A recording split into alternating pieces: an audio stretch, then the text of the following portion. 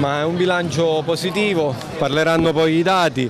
Io ho detto poc'anzi che la Sicilia, dopo questi 2 giorni di dibattito, con un livello così importante di interlocutori, ministri, sottosegretari, dirigenti generali del governo nazionale, governo regionale, parlamentari, da stasera la Sicilia e il mondo del turismo siciliano è più forte, credibile e autorevole.